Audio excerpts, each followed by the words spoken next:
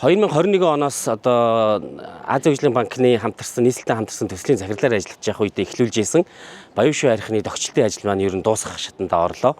За одоо та бүхэн харж байгаачлан миний ард одоо усан оргил өрийг хэсгийг харж байна. Тэгээд цаана хөл бөмбөгийн талбай, сагсан бөмбөгийн талбай, за мөн open mic ажиллуулах тийм үзэгчтэй жижигхэн мини театр, за тэгээд автомашины зогсоол, хяналтын камер нөгөө бас боловсон бие засах газар гэдэг иж бүрэн ийм догчлолтын ажил дугуйн зам бас дээр нь байна те хөгжлийн бэрхшээлтэй иргэдэд зориулсан бие засах газараас ахуулаад ингээд бүх зүйл иж бүрэн ингээд ашиглалтанд орж байгаа 11 сарнд нээлттэй хийн. Тэгэхээр Баян өшөөний бүсийнхэн маань мөн одоо манай толгойд бүстэй адилхан ингээд хөл бөмбөг, сагсан бөмбөгийн иж бүрэн талбай хүлээж авах нь. За бидний бас санаа зовдөг нэг зүйл бол ашиглалтанд оруулаад энэ хөрөнгө оруулалтаа яаж урт хугацаанд зөв ашиглах вэ гэдэг дээр манай сонгоны хайрхан дүүргийн цэцэг дарга Баттүр дарга маань одоо хариуцаад тэгээд санхүүжилтийн шийдээд ингээд явахаар болсон их баяртай байна.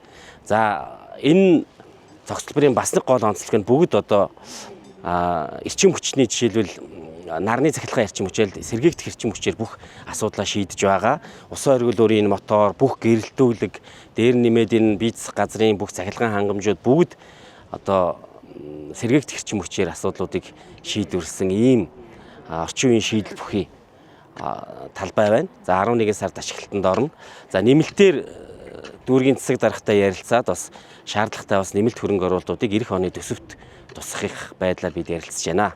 Мэдээж газар чөлөөлтийн хувьд бол бид нар одоо энэ бидний зогсож байгаа талбай бол айлын газар байсан гэсэн үг. Энэ дээр бид нар 2 айлын газар чөлөөлөөд за бусад хэсэг нь бол газар чөлөөлтгүй уулын одоо яг энэ дов сондуулыг ашиглаж энэ засаг хөрөл хийсэн.